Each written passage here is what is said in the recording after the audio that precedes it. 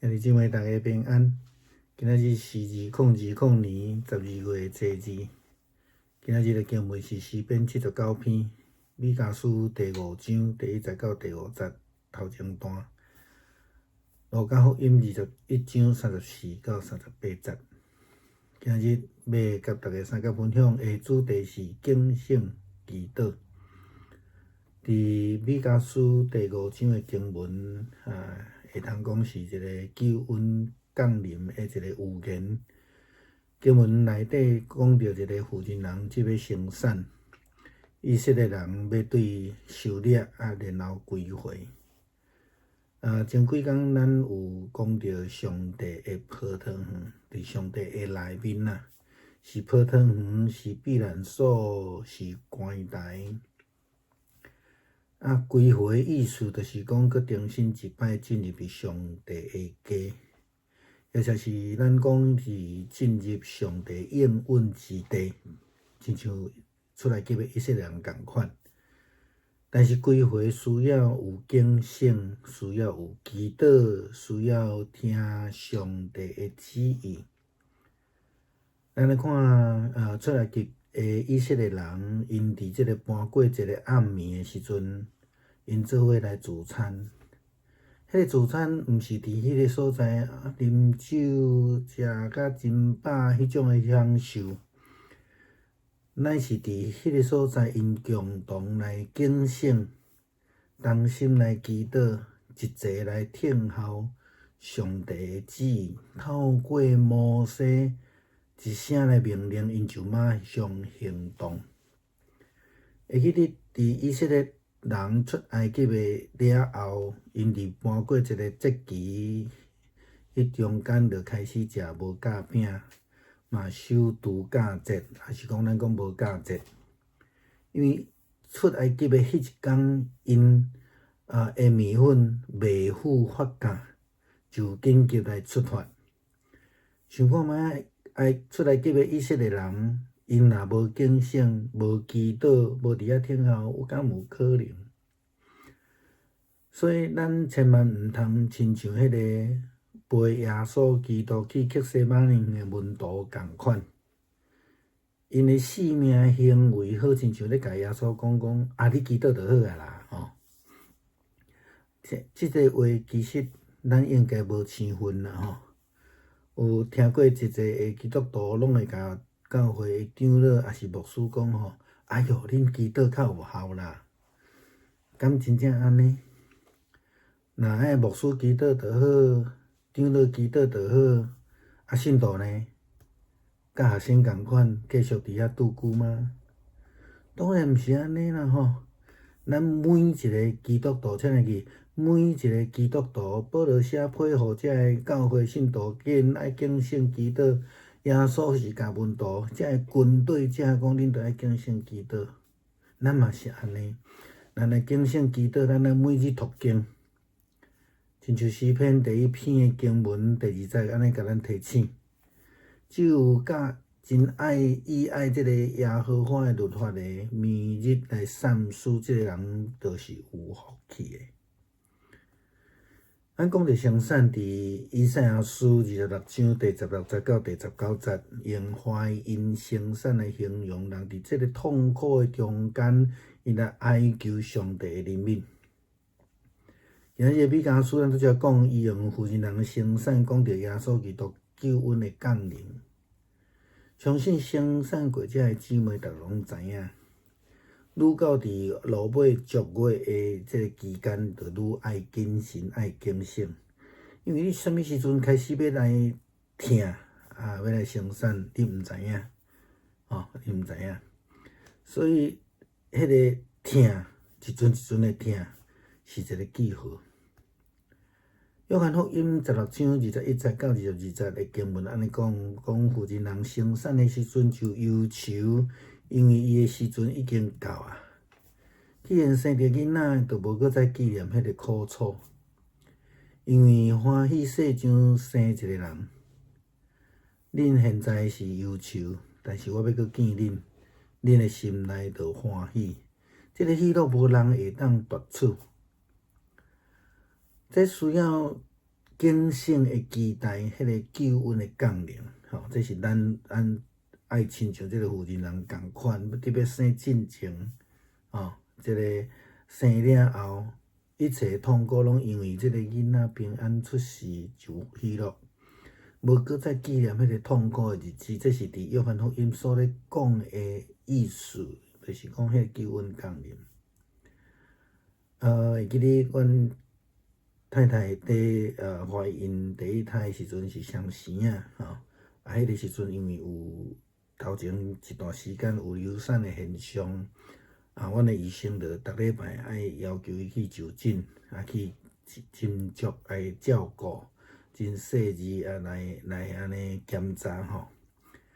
愈接近后期的时阵，医生吼愈紧张愈谨慎。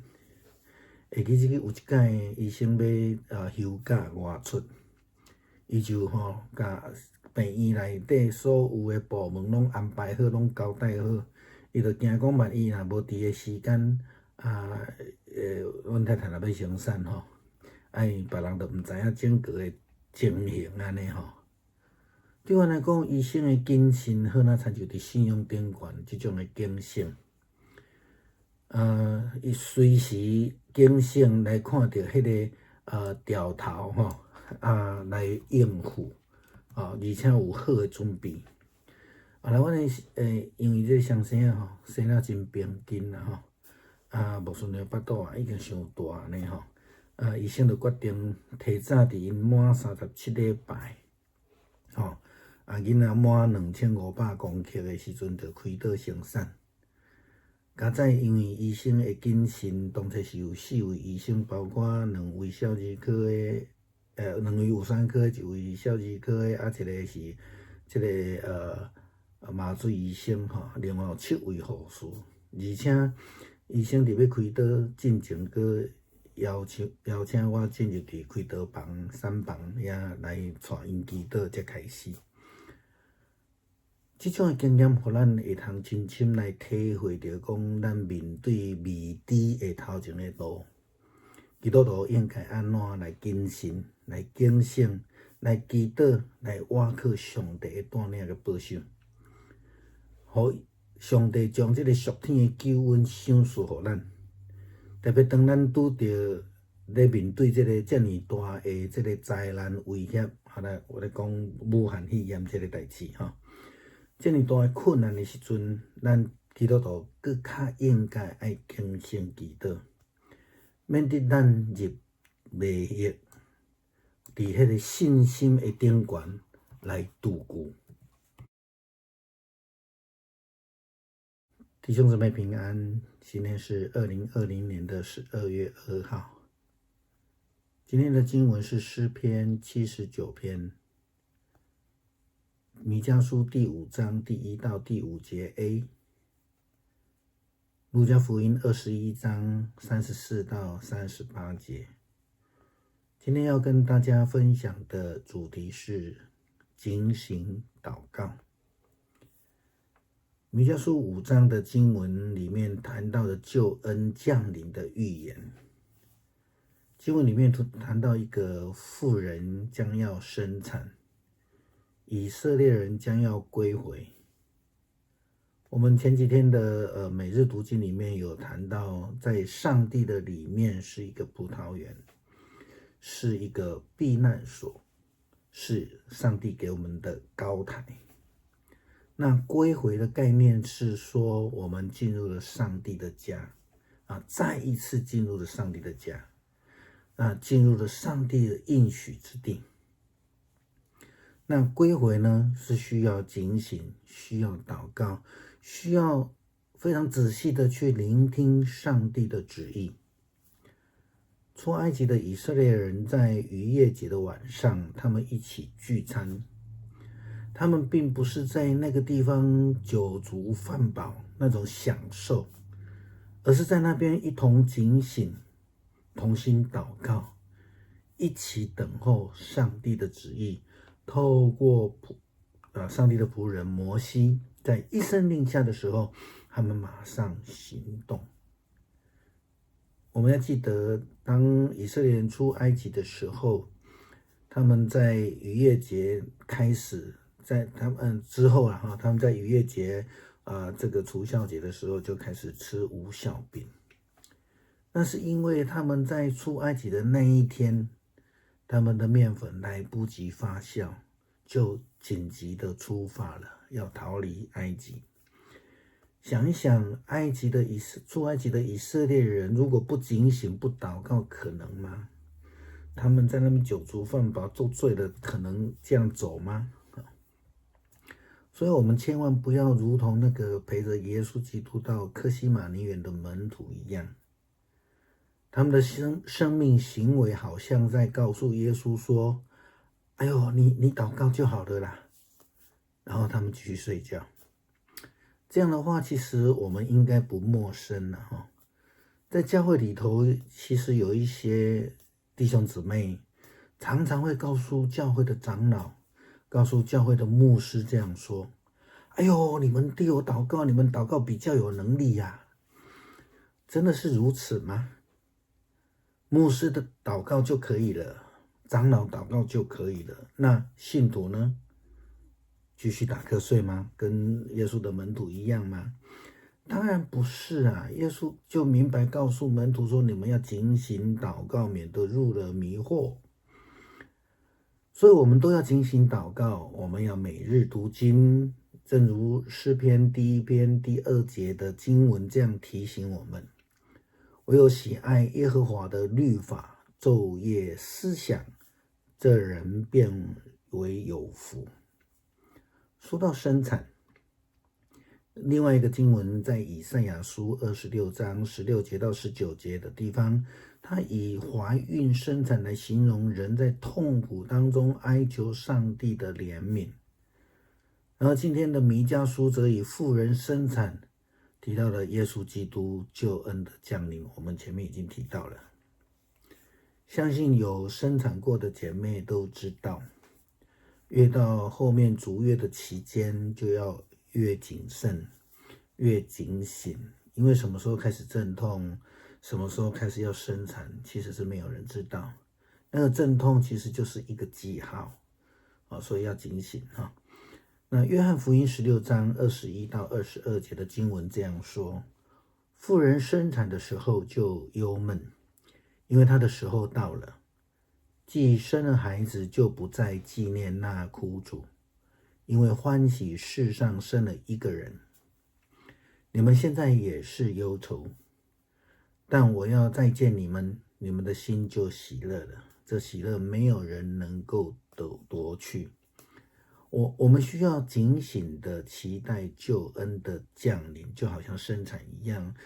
妇人临盆之后呢，一切的辛苦，一切的痛苦，都因为孩子平安的诞生就喜乐了，或是说预表耶稣基督将平安赐给这个世界，我们就不再纪念那个痛苦的日子了。20几年前，我太太怀孕第一胎生双胞胎的时候，因为前期有流产的现象，所以我们的医师呢，他非常非常的仔细，每个礼拜要求要去就诊，仔细的照顾，细心的呵护，当然越接近后期的时候，医生其实越来越谨慎。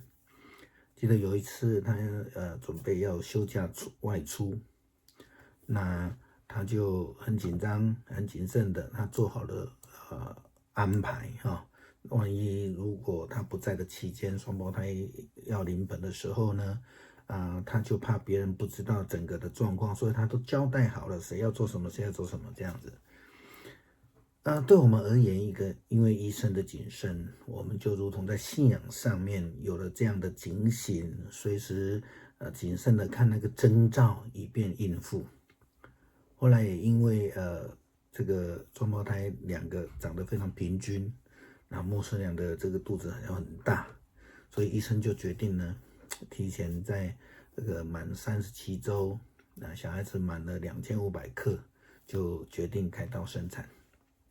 还好医生非常谨慎当时候呢，他安排的4位医生，2位妇产科医师，1位小儿科医师，那1位当然是这个麻醉科的医师，那旁边有7位护士在旁边协助。